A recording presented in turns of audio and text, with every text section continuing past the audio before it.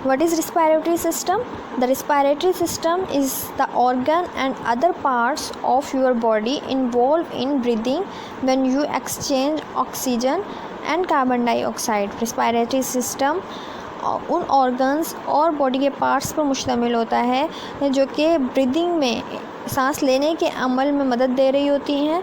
When you exchange oxygen and carbon dioxide, जब हम oxygen and carbon dioxide का exchange कर रहे होते हैं, तबादला कर रहे होते हैं, या उस दौरान जो ऑर्गन्स हमें मदद दे रहे होते हैं, जो ऑर्गन्स उसमें पार्टिसिपेट कर रहे होते हैं, वो तमाम चीज़ें मिलकर रिस्पायरेटरी सिस्टम बनाती हैं। दर हकीकत रिस्पायरेटरी को सिस्टम को उर्दू में हम निज़ाम तनफ़ुस कहते हैं। निज़ाम तनफ़ुस हम उर्दू में कहते हैं, इंग्लिश में हम कहते हैं रिस्पायरेटरी सिस्टम।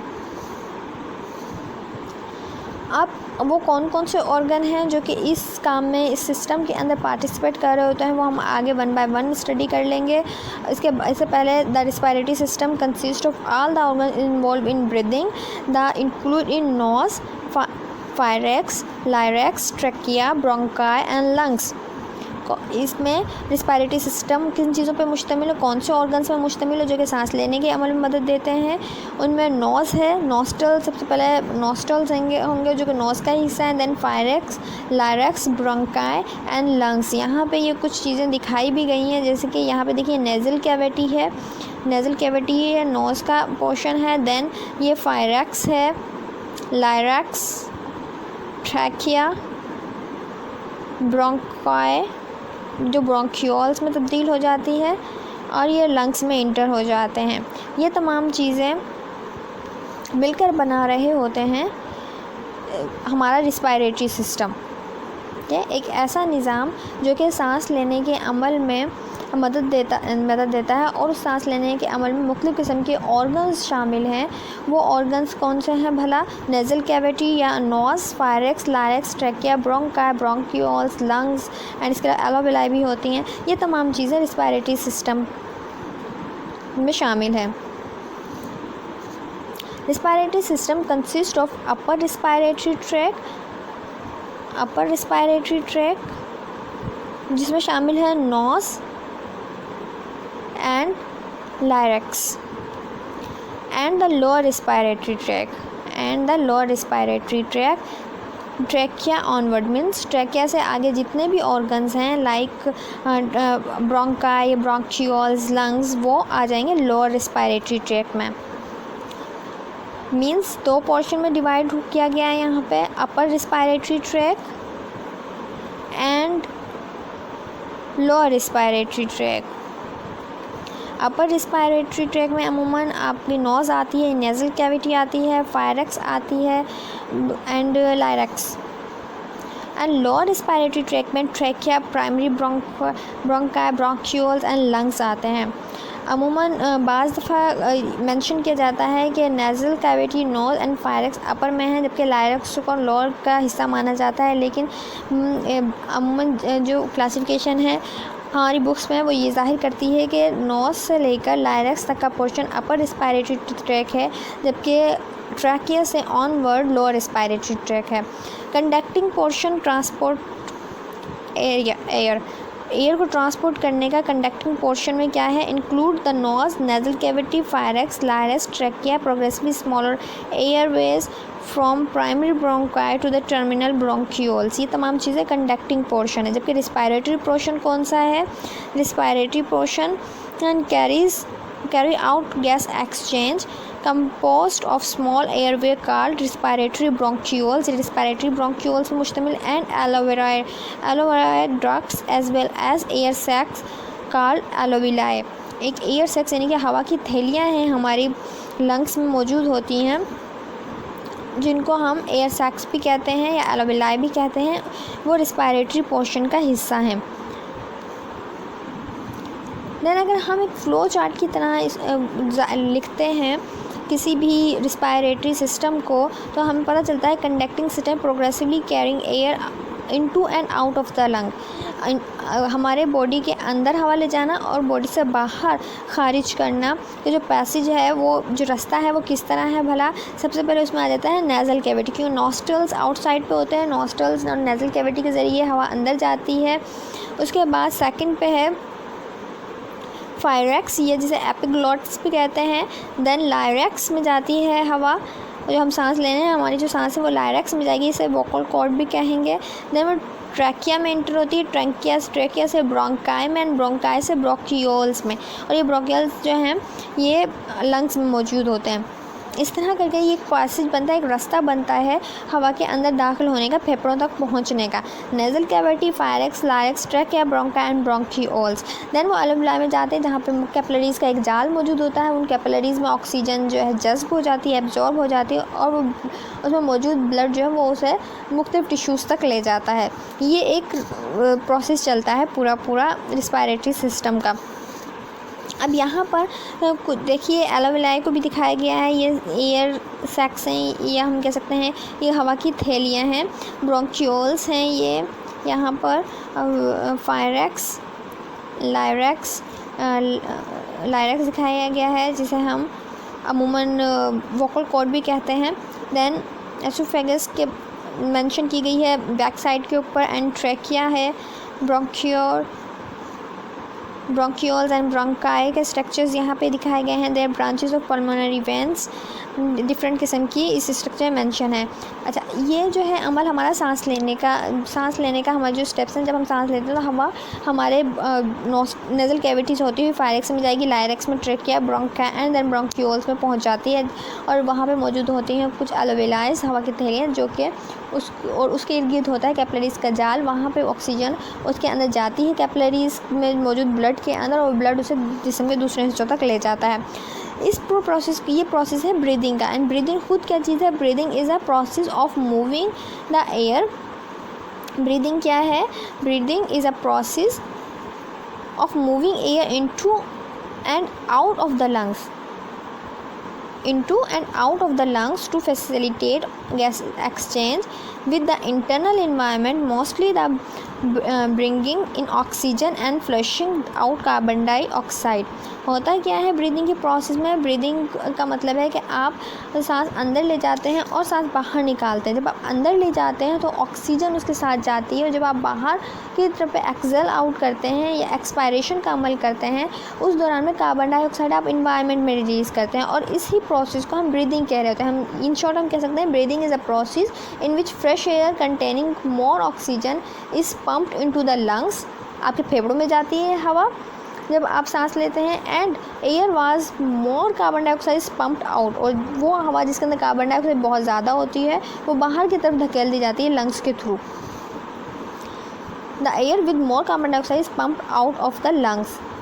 ये मैकेनिकल प्रोसेस है ब्रीदिंग की अगर हम डेफिनेशन लिखेंगे तो चाहें तो आप ये वाली डेफिनेशन लिख सकते हैं, और चाहे बुक वाली कि breathing is a process in which fresh air containing more oxygen is pumped into the lungs and air with more carbon dioxide is pumped out of the lungs. इसमें इंस्पायरेशन एंड एक्सपायरेशन का process, inhalation का या exhalation का process involve है breathing. वो students जो उर्दू में write down करना चाहते हैं या उर्दू में पेपर देंगे, उनके लिए देखिए निज़ाम तनफ़ुस हम कहते हैं रिस्पायरेटरी सिस्टम को ही। अगर हम तारीफ़ करते हैं उर्दू में तो हम ऐसे तारीफ़ करेंगे इसी के निज़ाम तनफ़ुस से मुराद सांस लेने का निज़ाम है जिसमें गैसों का तबादला होता है। जैसे हमने इंग्लिश में पढ़ा था कि गैसेस का तबादला होता है, कार्बन डाइऑक्साइड एंड ऑक्सीजन का एक्सचेंज होता है। इसी तरह हम उर्दू में अगर इसे डिफ़ाइन करें, निज़ाम तनफ़ुस से मुराद सांस लेने का निज़ाम है या ब्रीदिंग का अमल है जिसमें गैसों का तबादला होता है। निज़ाम तनफ़ुस के अज़ा क्या हैं? Parts of respiratory system.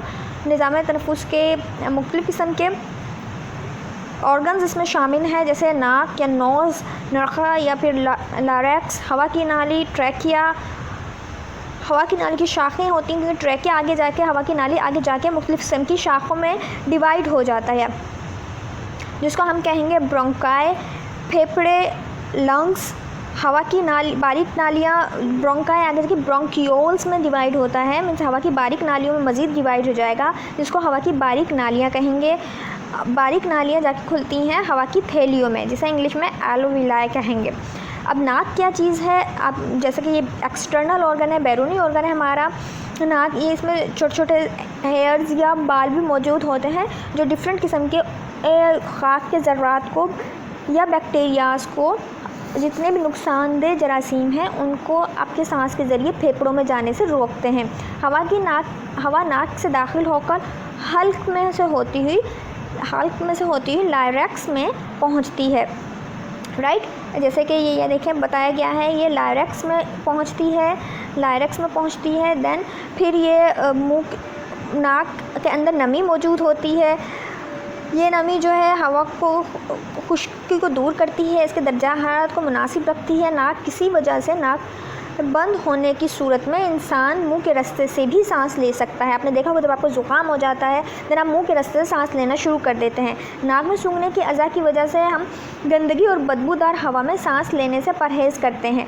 नाक के अंदरूनी झिल्ली हवा के दर्जा हरारत को मुनासिब रखती है। ये है नोज़ के, हम कह सकते हैं डिफरेंट किस्म के काम उन्होंने बताए हैं, नाक के डिफरेंट किस्म के काम बताएं। उसके बाद हम आते हैं लायरेक्स पे, ये नाखरा पे, ठीक है। ये कड़ी हड्डी से बना होता है। अमूमन ये ऊपर और नीचे से खुला हुआ एक डब्बा होता है जो गर्दन के चौथे, पाँचवें और छठे मोहरे के सामने वाक़ई होगा। इसके बाद अगर हम कहें कि लायरेक्स क्या है, लायरेक्स के ऊपर एक ढकना सा बना होता है जिसे हम कहेंगे एपिग्लॉटस। सांस लेने के लिए ये ढकना हर वक्त उठा रहता है, लेकिन जब कोई चीज़ निगली जाती है, जब हम कोई खाना खाते हैं, उस वक्त ये सांस की नाली के सुराख को बंद कर देता है ताकि सांस की नाली में कोई फूड पार्टिकल ना जाके फंस जाए, कोई चीज़ इसके अंदर ना चली जाए। इसलिए लायरेक्स के अंदर झिल्ली का इस तरह होता है और इसके अंदर ख़ास किस्म के डोरे होते हैं जो आवाज़ के डोरे आला या वोकल कॉर्ड कहा जाता है इसको। गुफ्तगू की सूरत में जब हम बोल रहे होते हैं, इस सूरत में आवाज़ पैदा होती है इनके ज़रिए। देन अगर हम नेक्स्ट करें तो हवा की नाली क्या है। हवा की नाली कड़ी हड्डी के 16 से 20 अधूरे चीलों या सी शेप से बने हुए 1 से 4 इंच लंबी नाली है और ये इसकी पोजीशन जो है कमर के मोहरों के हिसाब से इन्होंने यहाँ पे बताई है। इन्होंने बताया है कमर के 5वें मोहरे के करीब जाकर ये 2 शाखों में तब्दील हो जाती है। यहाँ पे देखिए ये लिखा है इन्होंने। फिर उसके बाद अगर हम देखें तो बताया गया है कि हवा की नाली की शाखें मीन्स कि ट्रेकिया जो हवा की नाली आगे जाके ब्रोंकाई में डिवाइड हो जाती है, जिसको हम कहते हैं हवा की नाली की शाखें। ये हवा की नाली की 2 शाखें होती हैं, अमूमन 2 होती हैं, जो कि हमारे 2 फेफड़े हैं। एक नाली एक फेफड़े की तरफ जाती है, दूसरे फेफड़े की तरफ जाती है। तो हम कह सकते हैं हवा की नाली की 2 शाखें हैं जो दाएं और बाएं फेफड़ों के अंदर दाखिल होती हैं। दाएं शाख वाली जो है वो दाएं फेफड़े में दाखिल होगी, जबकि बाएं शाख वाली बाएं फेफड़े में दाखिल हो जाएगी। हवा की नालियों की ये शाखें फेफड़ों में पहुंचकर तकसीम दर तकसीम होकर छोटी छोटी नालियों में बढ़ जाती हैं, मज़ीद बारीक नालियों में तब्दील हो जाएंगी, जिन्हें ब्रोंकियोल्स कहा जाता है या हवा की बारीक नालियाँ कहा जाता है। फिर ये जाके ख़त्म कहाँ पे होती हैं, ये हवा की थैलियों पे ख़त्म होती हैं, जिन्हें एलोविलाइज कहते हैं। अब आ जाते हैं फेफड़े क्या होते हैं। फेफड़े मोस्ट इंपॉर्टेंट ऑर्गन हैं हमारे सांस लेने के अमल में। फेफड़ों की तादाद 2 होती है। सांस लेने के सबसे बहुत ज़रूरी अज़ा है, मोस्ट इंपॉर्टेंट ऑर्गन है। एक फेफड़ा दाएं जानिब, दूसरा बाएं जानिब होता है। हर फेफड़े के नोक के ऊपर और पैंदे के नीचे की तरफ होता है। नोक ऊपर की तरफ है, पैंदा नीचे की तरफ है। ये देख सकते हैं आप, ये नीचे वाला पोर्शन है और ये ऊपर वाला पोर्शन है इसका। देन फेफड़ों की नोक की हड्डी से 1 इंच, हंसली की हड्डी से 1 इंच ऊपर तक जाती है। ये देखिए यहाँ पे ये हंसली की हड्डी एक मौजूद होती है और इसके ये 1 इंच ऊपर तक जाएगी। आगे लिखा हुआ है और पैंदा डायफ्रेम के ऊपर वाक़ई होता है। यहाँ पे देखिए ये पैंदा है और ये डायफ्रेम है, ये डायफ्रेम है और ये पैंदा इसके ऊपर वाक़ई नीचे वाला पोर्शन जो है फेफड़े का। दाएँ फेफड़े के 3 लोब हैं, दाएँ फेफड़े के 3 लोब होते हैं और बाएं फेफड़े के 2 लोब। आप देखिए यहाँ पे, ये देखिए यहाँ पे, ये देखिए 1 2 इस तरह करके से लोब्स बनाए गए हैं, डिफरेंट लोब्स बनाए गए हैं। हवा की बारीक नालियाँ जिसे हम इंग्लिश में ब्रोंकियोल्स कहते हैं, हवा की नालियाँ फेफड़ों में पहुंचकर मज़ीद तकसीम हो जाती हैं, तकसीम दर तकसीम छोटी छोटी नालियों में बढ़ जाती हैं। इन्हें हवा की बहुत छोटी छोटी बारीक नालियाँ कहा जाता है, इन्हें ब्रोंकियोल्स भी कहते हैं इंग्लिश में। हवा की थैलियाँ क्या चीज़ हैं, ये देखिए हवा की थैलियाँ अंदर यहाँ पे बारीक बारीक नालियाँ ये हैं ब्रोंकियोल्स। ये बड़ी वाली नाली है, ये ब्रोंकियोल है, जबकि ये ब्रोंकियोल्स हैं। छोटी वाली नाली है ब्रोंकियोल्स हैं। ये जाके एलोविलाई देखें यहाँ पे दिखाया गया है, छोटी छोटी हवा की थैलियाँ मौजूद हैं फेफड़े के अंदर। जाके ये ब्रोंकियोल्स थैलियों के अंदर हवा को रिलीज़ करती हैं। फेफड़ों के अंदर छोटी छोटी नालियाँ हैं जो हवा की बारीक नालियों और छोटी नालियों में जाकर ख़त्म होती हैं, और इन थैलियों के इर्द गिर्द बारीक कैपिलरीज यानी कि खून की बारीक नालियों का एक जाल होता है, और यहीं पर ऑक्सीजन उन बारीक नालियों के खून में शामिल हो जाती है, और वो खून जिस्म के पूरी बॉडी में लेके जा रहा होता है आपकी ऑक्सीजन को, और कार्बन डाइऑक्साइड वापस लाता है लंग्स में, ताकि सांस बाहर निकालने के दौरान आप कार्बन डाइऑक्साइड को फ़िज़ा में रिलीज़ कर दें।